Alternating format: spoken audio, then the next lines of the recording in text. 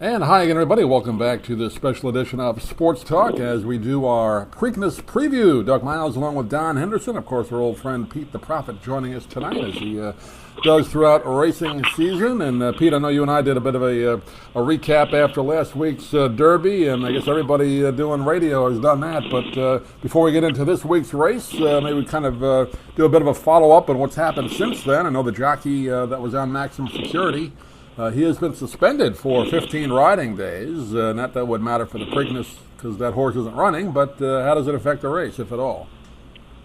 It doesn't really affect the race at all. Saez has been known to be a very aggressive rider. He's a very, he really can toe the line when it comes to being a little bit over the top with stuff. Definitely deserved days. I cannot believe it's 15 days. That's a lot for that, especially if it was a foul based on the fact that it was a crowd noise thing. But maybe his reputation stepped in and contributed to that. I'm sure he'll put a little inquiry in himself and maybe get it reduced a little bit, but doesn't really affect the race at all. And that's about that. Pete, my big question to you is, the lead dog had to bow out of the Kentucky Derby, and it was sort of a wide open field. Everybody took a guess along the way. But aren't you a little disappointed that 1, 2 aren't running in the Preakness at all? I mean, if you want to reestablish yourself as a horse that should have won the Derby, wouldn't you come out and win the Preakness and say, well, I've got at least one down, and if I win the Belmont, I've got 2 down, and they took the Derby away. Yeah, I think the problem with that is only that racing has just changed so much from 20 years ago that, if you don't have a chance at the big races, even though it's a big purse, they'd rather just freshen up. The money's no longer made on the track; it's really made in the breeding shed. So why risk injury? They're not really, there wasn't going to be any sort of rematch. And though he had that race over a barrel, he would have been the favorite. It would have been very, very tough to beat on that kind of track, and we would have had a shot at a Triple Crown. But it's interesting how it works because he ends up not running. Now, if he never would have wanted to run at the Belmont at 1.5 miles, you kind of have to if you win the first 2 legs. And right. Same thing with the country horse. He did not want to run in the Preakness, but would have had to have run in the Preakness because of winning the Derby. And no one wants to come back in 2 weeks anymore. So when you think of even a horse, running 3 races in 5 weeks, and 1.25 miles, 1 mile and 3/16, and 1.5 miles, you just don't. It's just not the way they run it. I think I think it's since 1951 or something.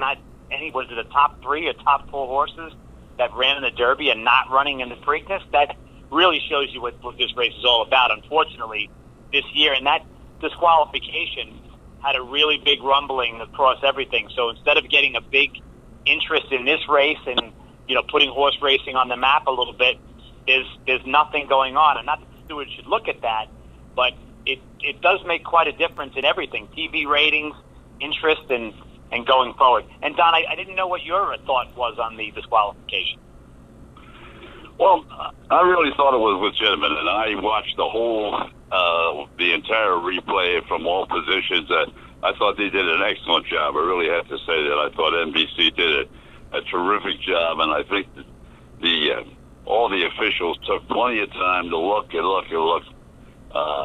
I thought it was a disqualification, but I also thought, as you just mentioned at the top of the show, I didn't think he'd get 15 days. Because, hey, listen, it was a sloppy day. There was a lot of, secondary information that you could have put into it. They made the decision, and I'll ride with it. I think it was the right decision. Yeah, as Doug and I had talked about, I felt that I think it really depends on whether or not you think a penalty is a penalty, let's say in overtime, or right. You put the whistle away. And I guess it comes down to that, and that it's very hard to argue the fact that even I'll say that if that were any other race at any other time, it would have been a 2-minute disqual. They would have taken 2 minutes and taken that horse down. They did 22 minutes worth before a particular reason, and they did a lot of work afterwards. Boy, there's some great video of how it looks like the horse drifted out, but if you look at the video, and there's actually a big piece of water on the track that basically is perfectly right away from the rail. And if you see where the horse is going in and out before even that point, he was really drifting around during a lot of the race, and so he was really. But Pete, don't you think it really looked like, if you could use post position, doesn't it really look like he went 1-3? I mean, it wasn't 1-2. It wasn't 1 to the rail. I mean, he jumped out 2.5 spaces to 3.5. And I think one of the things that really hurt, and Doug may comment on this as well, when the secondary jockey said, "I could have been killed," I thought that was a major factor in not only that because they announced it even before the decision was made, that how the other jockeys were saying, "Oh, well, I could have been killed in this situation." I think that had an effect on it as well. I think you're 100% right. I think that is a big part of it. It's interesting how though the horse that got the worst of the action didn't claim foul, and that was because they realized they couldn't move up to a position that would have given them any sort of money, so they decided to basically put the whistle away and go through it. And even before that particular point, I realized when you're looking at the replay, he was really running in and out, and that's even before, and then after that, what he almost did and put the horse over the rail that came up on the inside. I mean, he moved in 3 or 4 positions at that point. So I don't question the reason for the foul. It's just in the race that everyone watches. No one watches the Breeders' Cup. You're not sitting there watching the Breeders' Cup as a casual fan. People are putting on that channel to watch it, and the horse that he fouled had every chance to win that race afterwards. He was within a length and just faltered. So either way, it's just a shame that now the Preakness basically is a higher level allowance race than it is anything else. Before we get into the race this week, just to kind of wrap up on it, maximum security, of course, the owners contesting the race in the courts. Of course, that got thrown out, but I guess they're still going to pursue something. Pete, does that have any chance at all, or what are they still trying to do legally?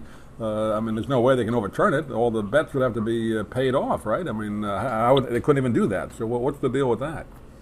No, there's something that I've always thought about it in this situation where if you didn't think the horse affected any positioning of a horse, would it be okay to have left the horse up, let's say, in that case, but then the owners would have to have paid another horse money that if he would have been 5th, he would have been 4th, like would have done something like that, give him a piece of the purse. I don't think it should affect the betting in the race. It's a very hard thing. So often fouls are done on horses that don't have a chance, and again, you don't want it to really affect the bettor when a horse is already finished, but at the same time, you can't have jockeys just running, roughshod out there as it is. And all that being said, this is just a crybaby going to work here. I mean, there's no way. If you reverse the situation, he's the first one screaming that horse should have come down. I mean, there's no question that he's just being a little baby about this stuff. He just wants he wants his thing, and it's just like what happened with the Belmont Stakes years ago when he complained that it's so ridiculous that all these horses don't run in all should there be a new rule. These people want to change the rules. And that's not racing. That's not what you're supposed to do in this sport. He has no shot at getting anything out of this except just kind of lowering his standard of an owner. Pete, I think another thing is that as we look ahead to this weekend, heartbreaking may be a too severe term, but Pimlico's in all kinds of trouble. The track is in bad shape. They want to move it, and now they've got a race with nobody knows who's running. and it really is just a race that people just go to drink in the infield at this point. There really isn't any particular reason, and this is the worst thing that could have happened to this track and what they're trying to do. Right. I mean, as it is, there's a piece of the grandstand, a couple of months ago was they're not allowed to, it was condemned. So there's a bunch of sections in the grandstand that there's no seating. So on top of that, they had that issue. They definitely want to move the race and probably will go over to Laurel. It's just the worst thing for the track in all. It's amazing how one decision, one moment of time, just has this ripple effect across everything going forward. Didn't the state, Pete, have to pass some kind of legislation just to have Pimlico open for a very brief meeting? I don't know if it was last year or the year before, just to keep the race there, right? Maybe like a 3-week or 4-week meeting. I don't know if they did that this year. They did it. I think they did it last year, where they ran. I think it might be a 2-week, maybe it's a 3-week meeting. Yeah, very short. 3 or 4 days a week. Yeah, it's a very, very short, and that's it. So all the racing's done at Laurel as it is now, and it's very odd. Normally you see a horse that's run over the course, but now you're never going to see that, basically, because when a horse is going to go to Pimlico, if you look at all the entries for this race, no one has run at Pimlico before because there are no 2-year-old races at Pimlico. Basically, there are no 2-year-old races at Pimlico where a horse would then maybe come back later on and run as a 3-year-old. And the only time they're going to run as a 3-year-old would be in the Preakness. So you don't even have a race over the track. So it's a very weird meet that it's almost like a boutique meet. Just opens just for that purpose, which is another reason why, it really should move at this point. I don't know what they're going to do with the race itself, with the infield. I don't know much about Laurel. It's one track I have not been to, but it will affect a lot of things going forward.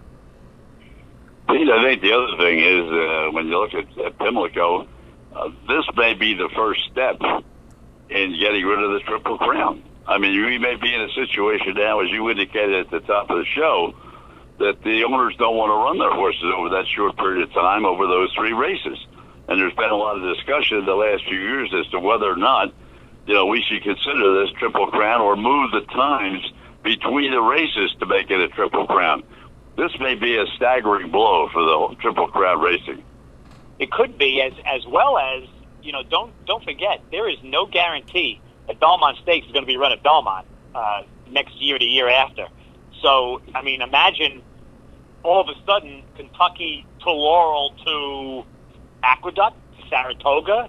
Where are they going to run the Belmont Stakes if this thing goes through and they're talking about maybe not racing there, or are they just going to open it just for a period? It affects a lot of things. You're 100% right that and now with the way animal people are getting involved in the horse racing, that's going to be a big part of it too, and that could change the whole effect on this. It is. I mean, I would think it would be awful to change that because of the fact is, though, that we've had so many chances of Triple Crowns over the years.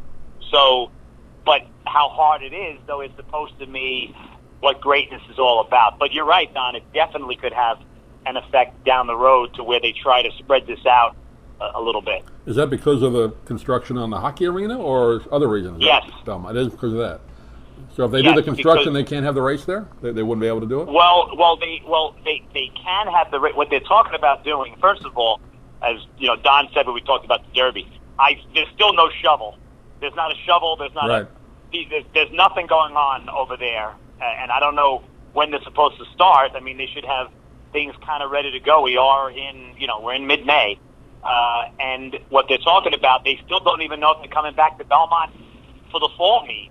So what they might get done is the one part of the track where when they might just come back for a very similar boutique meet like what Pimlico is doing, and come back and race there for a week or two, and then leave.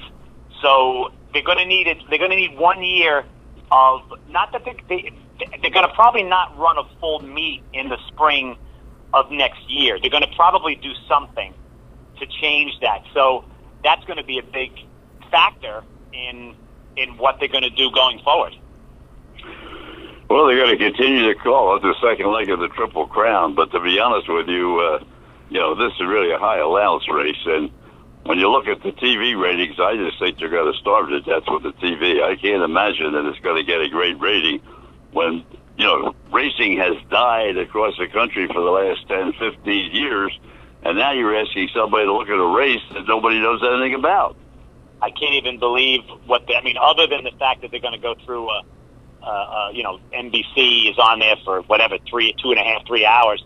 They're going to spend a lot of time on the Derby, but there isn't really any interesting stories here going forward. There's really no interesting horses. As you said, it's just a high-level allowance race for 3-year-olds.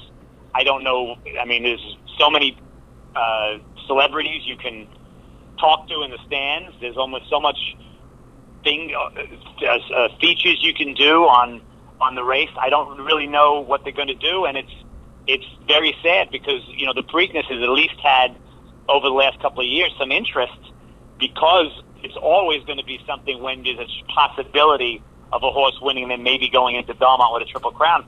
This year, nothing at all, and not even the top 3 or 4 finishes running in the race. It's just it's really kind of depressing. It's certainly not much. The Preakness never really is much watched TV, but this year you don't even care. It'll be an afterthought.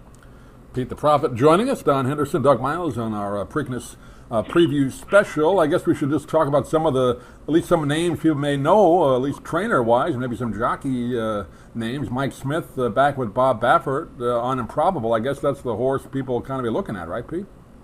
Yeah, that's the one that they're going to make the favorite, and in this race is going to be the one thing, too, about these races of the few that run in the slop, the Derby, and then even the Arkansas Derby run in the slop, you just throw those races out. They don't really mean anything at all. Improbable had great form before that. The one great thing about Improbable is that he also can sit a really perfect trip, and it's very rare that you can get a trainer like Bob Baffert basically saying that all 3 horses he ran got really bad rides.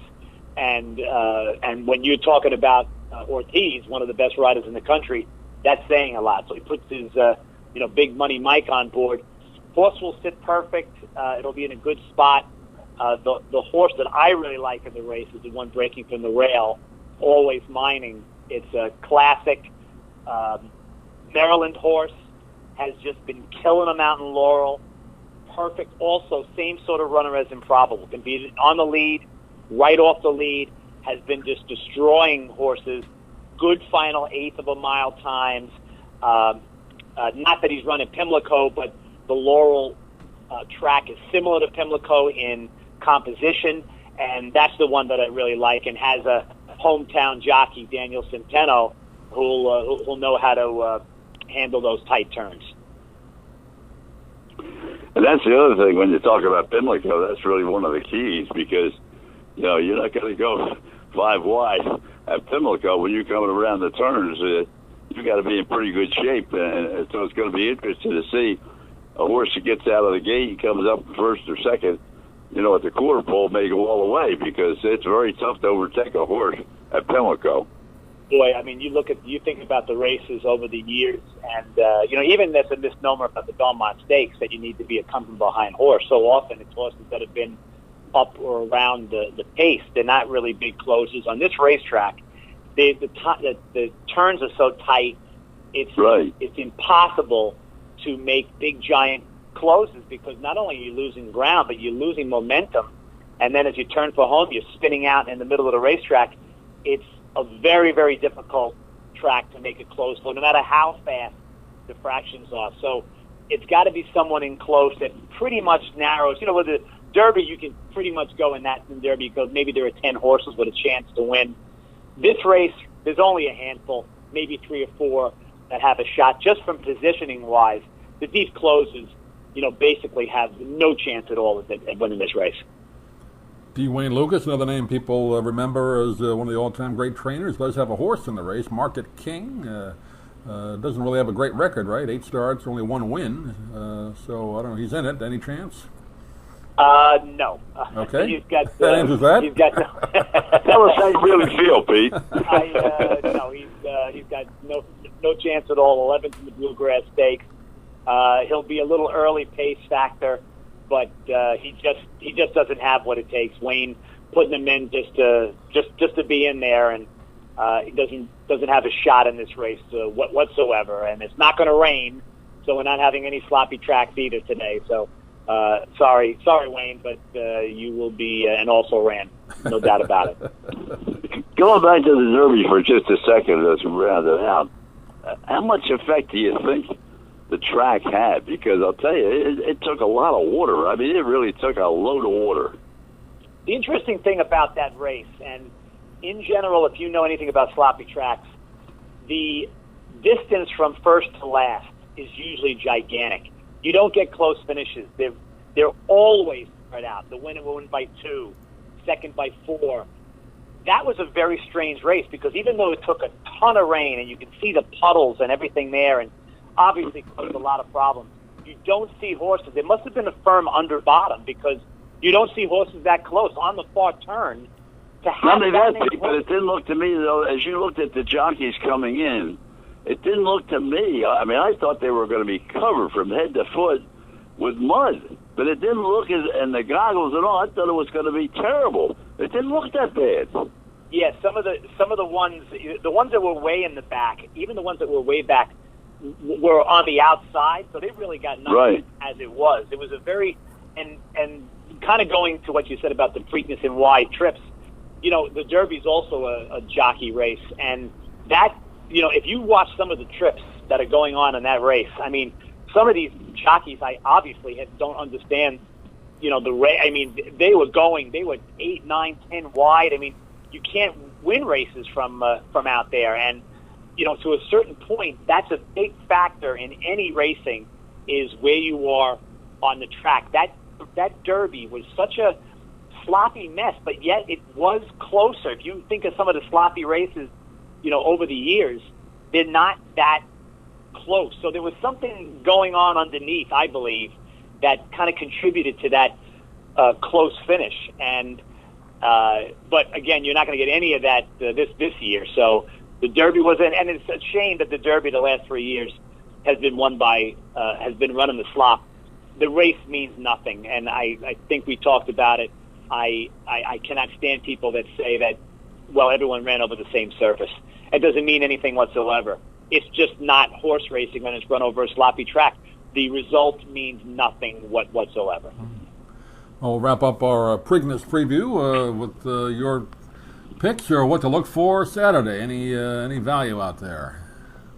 You know, there really isn't any value out there. I'd love to say that there's some shot out there of somebody who can come up with a little something. I mean, maybe win at a price, but no, I really think this is going to be kind of a formful race. I'm very high on Always Mining, and I think he's going to be a decent price, but he's also getting a lot more talk than I would have hoped. So he's got a shot, you know, and it'll be really interesting, you know, if War of Will, you know, somehow comes and wins that race.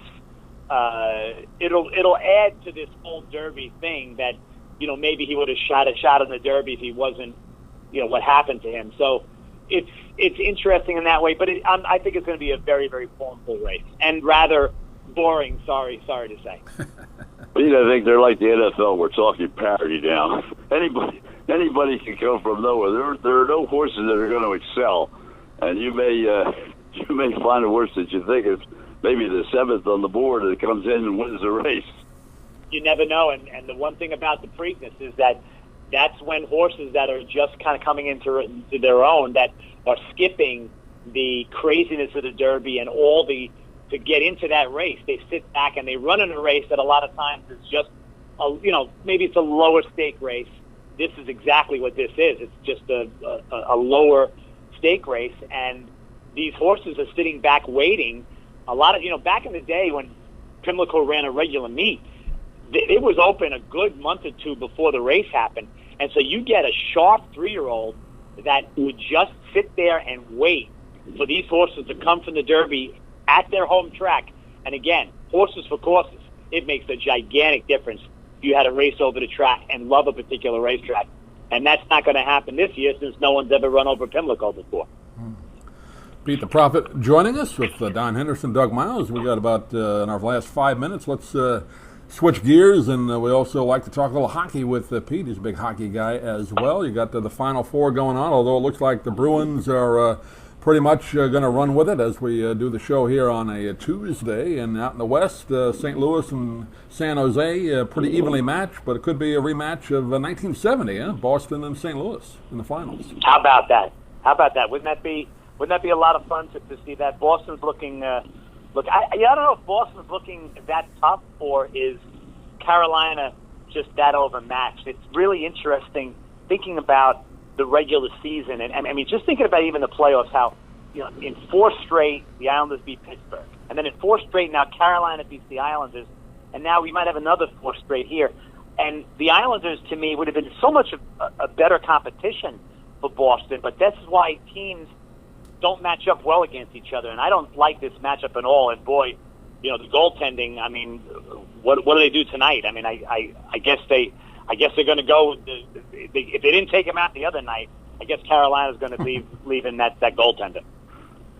I think when the Islanders took the grape out, I thought Lou handled it very, very well. I don't know if you saw the press conference on Monday after they were eliminated, or I don't know, Monday a couple of days after they were eliminated. Anyway, I thought he was very complimentary to all of the players and talked about the progress they had made. I mean, Lou's only been there less than a year. And to get to where he did from where he was is quite a job. And classic Lou, he said that it was that his fault. He made a mistake standing pat. One of the things the Islanders have always had a problem with is goal scoring. Right. And then they've gone out once in a while. They try to get a goal scorer, but they don't have the pieces around them. They had the pieces around him. He was very, he said going into the season he did not think much of his goaltending. He thought that was going to be a big problem, and the defense, and those two changed completely. But he took blame that he didn't get him. He thought this team was going to be good enough, and as you get in tougher rounds, a scrappy team like that just is hard to win. Even when the Rangers were in the Stanley Cup years ago, they didn't have the goal scoring that you need. You need that a couple of snipers, or it just can't all be about mucking. But the Islanders are in very good shape, going forward, and I'm sure he'll make a move. And more importantly, I think now you can probably attract a free agent or two where no one wanted to come now. They can wait a year or two and come out. It's still tough. Can the Islanders still attract someone right away, knowing that next year will probably be half and half in the 2 arenas? Another year somewhere, I think, anyway. And I'm not. Do you know when are they saying they're going to open the new Coliseum? Well, at least 2 years, right? It takes about a year and a half to build a thing. That's if they do it properly. And who knows? We all know New York is going to take longer than it should. Yeah. So that could happen at any time. So the future is bright out here on the island. So it'll be fun. But I don't know what you guys think about this series right now. I don't know what a Boston-St. Louis thing, or Boston. I mean, I don't know that. I'm just not getting the juice of this. How you guys feeling about it? I'll tell you personally, I think Boston has played exceedingly well. I never expected that they would, and as you pointed out at the beginning of the show, unfortunately, the regular season doesn't mean anything. I mean, look at the teams that are now excelling in the playoffs, and they were middle of the pack. I mean, you're not talking about the Lightning went out in 4 games to start with. I mean, unbelievable what's going on in the National Hockey League.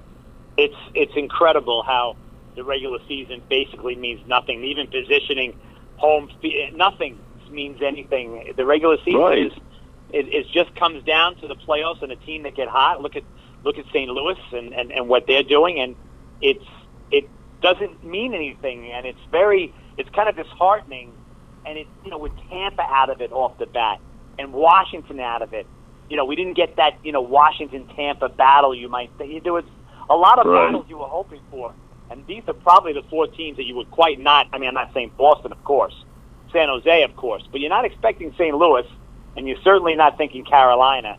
And so it's amazing how the regular season has come down to mean so little. Well, we'll see how that plays out. And Don, I don't know if you're heading out to the Bethpage at all. You got the PGA up there this week. You gonna be making the drive over? Yeah, we'll see. No, I don't think so. They really are, though, getting a lot of pub. I mean, everybody has actually just the opposite of what we talk about in racing year after year now in the last maybe 5 or 8 years. I mean, they started doing the PGA 3 weeks ago. Yeah. And, I mean, every paper has, pages and pages and pages. And not just Tiger. I mean, they're all the way up and down. Daly, for instance, that story, can he use the card, can he not use the card? Right. I mean, they are really plugging the devil out of it. Tiger. Yeah, they really are. Tiger gave Daly a shot. He said, I played with a broken leg. Did you see that? I didn't see that. He shouldn't have a card. I played with a broken leg. But Tiger filling his oats again. Well, remember they went through that with the young man. Casey Martin. Just couldn't come out. They let him play once. I think he went to court. Right. And he did win. But I don't know that he ever played more than once or twice. But they wouldn't even let him, and he was actually crippled. And in Daly's case, I have to be honest with you, a guy that doesn't take care of himself, that creates all the problems he has, I don't think you make an exception for that kind of person. I didn't even think they could do it because the PGA has rules. I mean, how is that a workers' disability thing? But that's what he went to court for. I guess they can do that. Obviously, they can. I mean, they forced the PGA to let him do it, right? Yeah, I guess you can do the court for anything, and you can also, try to overturn the Kentucky Derby. So I guess while we're at it, we might as well, do everything while we're doing it. The one thing about golf is, I mean, in the last 5 years or so, have you ever seen the level, the amount of quality players? I mean, one after the other after the other. I mean, it's just an amazing field, and as a betting man, it always makes me laugh when you see someone's a 5-2 favorite or the 3-1 favorite to win. The 3-1 favorite. I mean, these guys, they play 30, 40 times in a year. They win 4 or 5 tournaments. That's 1 out of 10. I mean, what do you mean? I mean, the odds are ridiculous when we're talking about that. Anything goes with that. No, it's golf. It's incredible. So. Well, look at how many times, Pete, that a non-winner has won. I mean, It's been the last 2 years. They've set all kinds of records because I think last year was 17 or 18 tournaments. Somebody that has never won. Yeah. That's it. It's like the regular season in hockey. Like, all right, doesn't really matter. Let's go play this match, and we'll win this. But it'll be fun. The bet plays Black is a very very, very hard course, and I'm looking forward to it. I really am looking forward to it because they played it the last time there, and it was sort of the first time, and I'm sure that they made a few adjustments to the course because they were so favorable with the first major tournament that they played there, and it came out so favorably, and in New York so favorably. I'm sure that they've dressed that course up a little bit more, and they are ready to go out there. Well, one thing they have done, or one thing, I don't know if it's always been like this, I didn't think it was, but the pros are just raving about the course condition and how dry it has been with just a torrential amount of rain here from Sunday right on through today. Right. And they were out hitting yesterday, and how dry it was, and the drainage, and so that is insane. I mean, listen, they shut that course down, a week or two ago. All the courses at Bethpage, not just that one. All 5 of the courses they shut down 2 weeks ago, and it'll be closed another week after this thing. So they have that in pristine shape, and it's ready to go. And I cannot wait for this weekend. And good weather. What do you know? Well, all we can do is hope for the best. We've had a lot of bad weather. Let's get a few good days. We're going to finally have it. Pete the Prophet's giving you the weather report, and the odds on that it's going to be sunny, fancy, firm. So get ready to roll. I'd bet Anything more. over 24 hours, I don't trust you, Pete. I'd bet more on your weather forecast than your horse picks in this race. Stop it. The prophet, baby. The prophet. The prophet knows weather. The prophet knows weather. We will wrap it up on that note. And Pete, the prophet, always great to have you with us. Depending on what happens in the Preakness, maybe we'll do a little post-race recap. If not, we'll definitely do something for the Belmont in 3 weeks. But we'll see what happens this Saturday. Excellent, guys. Enjoy this great weekend. Always a pleasure, partner. We'll look forward to getting you back with us again. Take care. Looking forward to it. Thank you, Don. Take care.